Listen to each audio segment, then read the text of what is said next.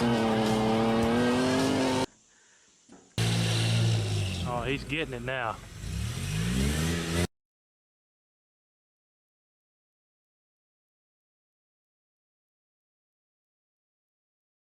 Hey everyone, welcome to Metal Customs. We're back on the 78 Dodge Warlock today. We're still trying to get this thing to run. As you know, we've had some issues with the Holley picking up the RPM signal.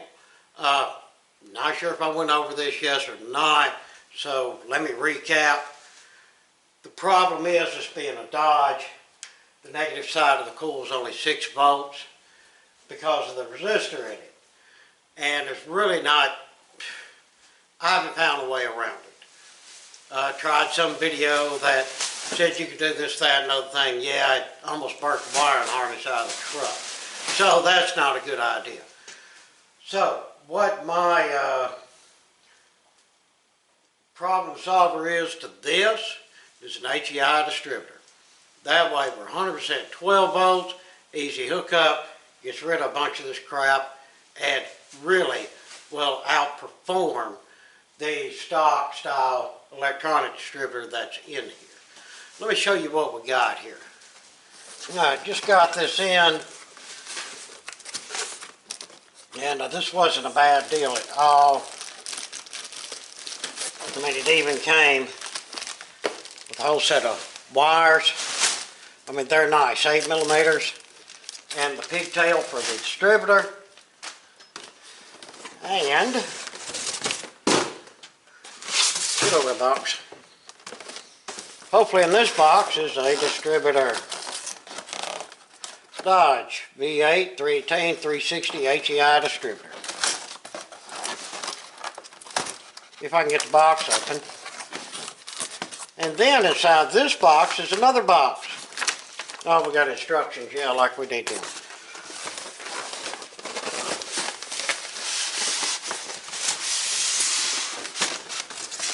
We need a couple more boxes. Maybe there's a box inside of this box. I know these companies waste a crap load of money on boxes and stuff, don't they? I was going to say, let's flip it. And there we go. And yes, this thing is huge. These HEIs are not small distributors. For those of y'all that fool with them, you know that they do work. And that pretty much doesn't give any problem. And if anything ever happens to it, any parts house is going to have, you know, either a module or a coil to fit this thing. So that's what we got for this. And yeah, that's just too cool. So first things first.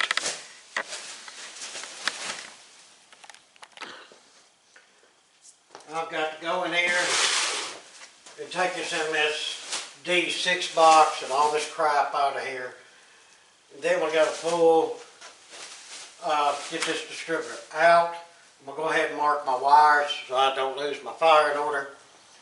And take them out of these nice holders. And that looks like it's going to be a pain. But we'll get it done, no stress. But yeah, let me get all this MSD6 out of the way, because like I said, that system didn't work.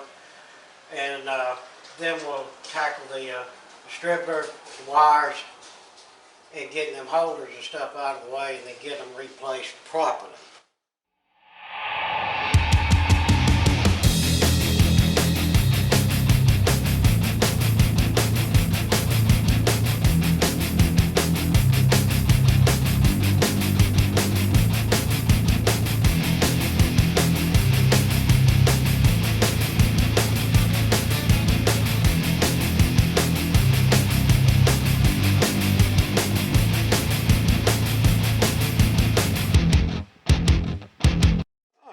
We got the distributor dropped in, but this poses several problems on this particular vehicle.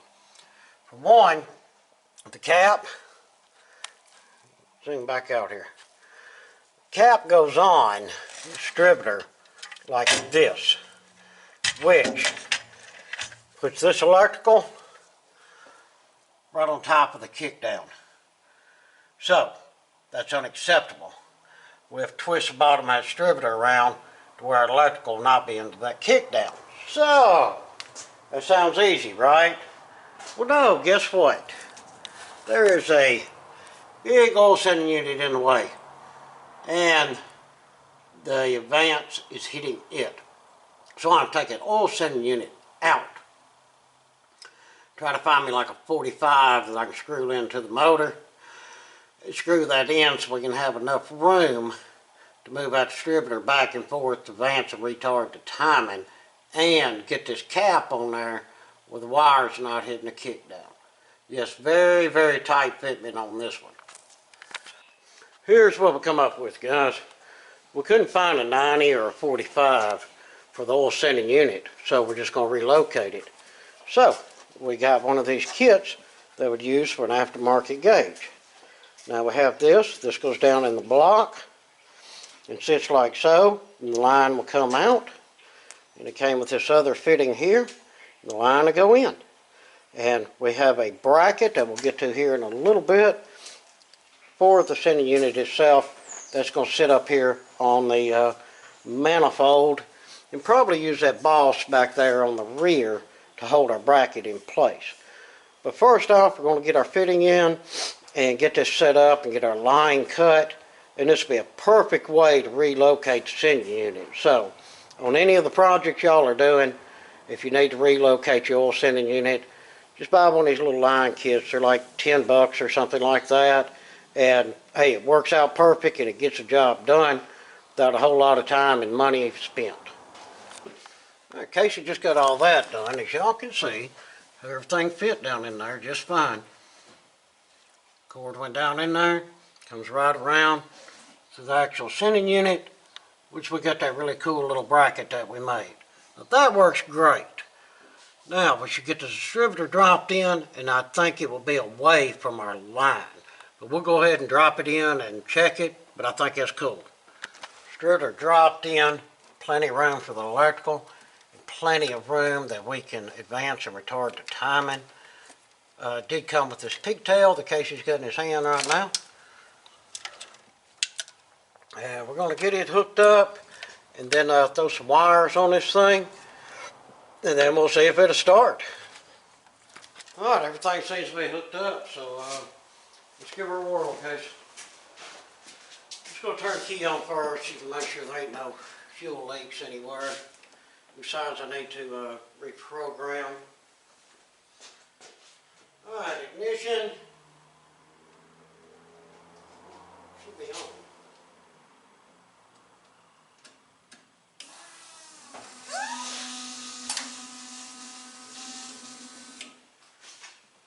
Everything looking cool?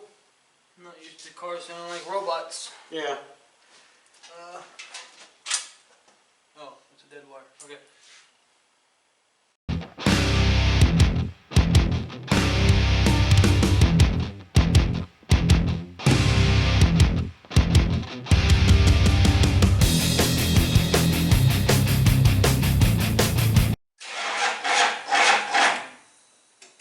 Turn the timing.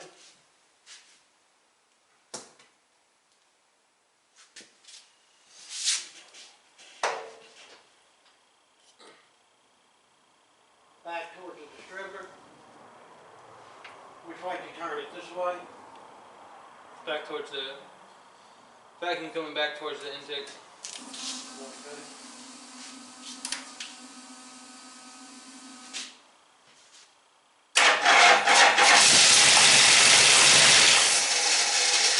Turn the distributor back just a little more.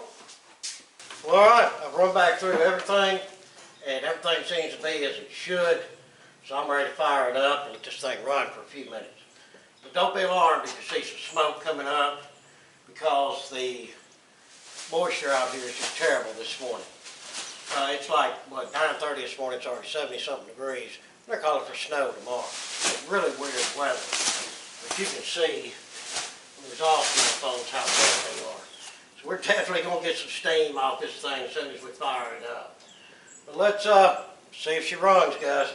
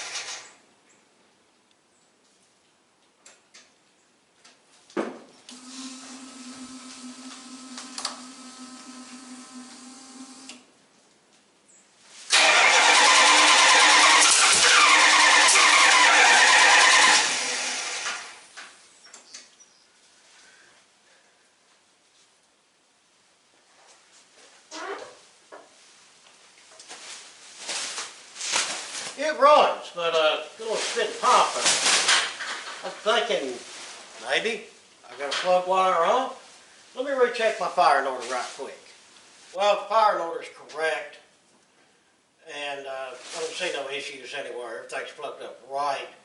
Thing just runs terrible. It's got that little poof every once in a while. I'm thinking them plugs, you know, they got fouled out because we just flooded the thing. Sometimes plugs just don't come back from that. So I'm gonna grab a new set of plugs and probably have to pull that cap and check it, make sure there's no moisture in there. So I mean, it's terrible out here. Look like you poured water on everything. It's that bad. But these are the kind of problems that you run into and you have to deal with. Alright, back at it again. Yeah, it's been a little bit up y'all, just a split second. But in case you grabbed up some new plugs, so what we're going to do is go ahead and pull these out. And we'll show y'all a cool little trick on how to set your timing as well. Alright guys, we got the plugs out of it. Yeah, they toasted fried chicken, they're crap. Like I say, in case you got some new ones, I think they're better. But here's a trick on how to set your timing without starting your vehicle. Because nobody likes that big poof fireball flame coming out of the carburetor and fuel injection, what have you. So, what we've done, we left the plugs out. Spun the motor over, get rid of any residual gas that was in there. Alright. We actually took, I don't know what I did, but anyway, we just took rubber caps and shoved them into the spark plug wires, where sparks would be jumping all over the place. Alright, number one plug, that's what we set our timing off of, our timing light. We put a plug on it and grounded it. Let me show you.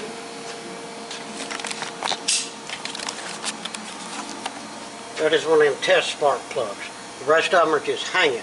It has to be grounded in order for it to fire. Now, when we spin the motor over, the timing light should flash. And by just spinning it over, we should be able to set our base timing.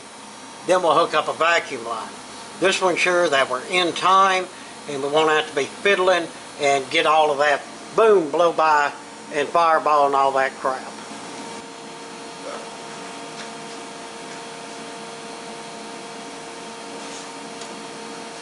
See if I can hold the light where I need it, and yeah, this is going to be fun to do.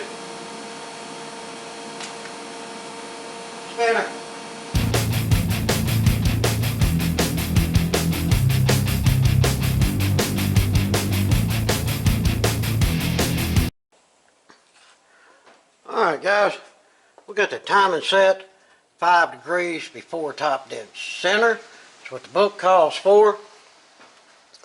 We have the vacuum advance hose already hooked up. Brand new plugs in it. Recheck the firing order, it's correct. So I'm doing a little bit of battery charging right now. I just want a full battery when we crank this thing. So we'll give that battery a few more minutes. Then we'll see if she'll fire up and run right. Alright guys, allegedly we get everything done and it's done right. So, yeah, ready to fire it up? Yeah. Alright, she should fire up and run. Let me,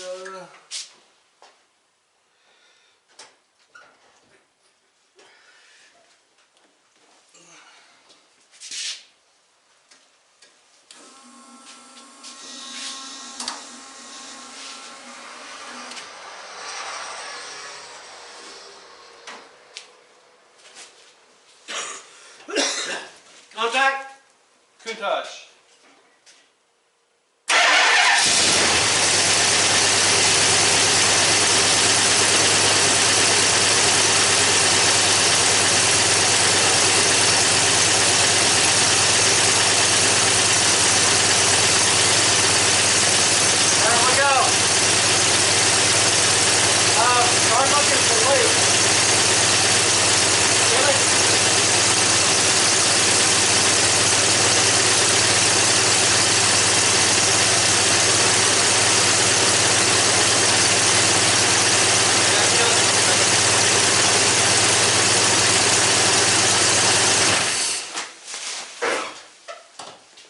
Casey said kill it because why?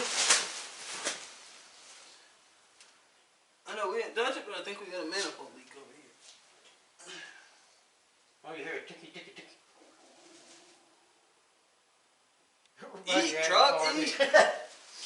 You don't take your, what are them, ½ inch or 9/16? ½ inch.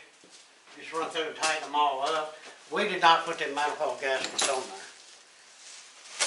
But hey guys, the thing started, it ran just like it's supposed to. I know there's going to be time for the EFI to set itself and all of that, but we're tickled. We got our timing right on the money. You heard that crank, it wasn't lagging, and the thing fired right up. I'd never ever touched the gas, just have my foot on the brake, just in case shift selector we didn't get it in there correctly, but apparently we did. Alright, so what we're going to do now off camera, Casey's going to tighten up in manifolds, and we're going to fire it back up, and each of us going to grab a light and look for any leaks that we have, transmission lines, fuel lines, anything, you know, cooling leaks or anything like that. But we're going to go through it and look over real good while I sit here warming up and try to get it burped and get a little bit more antifreeze in it. But hey, she runs. Alright guys, got the manifolds tightened up. Did you hear the leak over there on this side now? No, it's gone. Okay, fix that problem. What we're going to try to do is fire it back up. We put some more transmission fluid in it, topped off the power steering. We know everything else is where it's supposed to be fluid-wise. We've done checked it. We're trying to move it over on the lift. That way we can look better for leaks. So, keep all your fingers crossed. Alright, you ready? Kudos.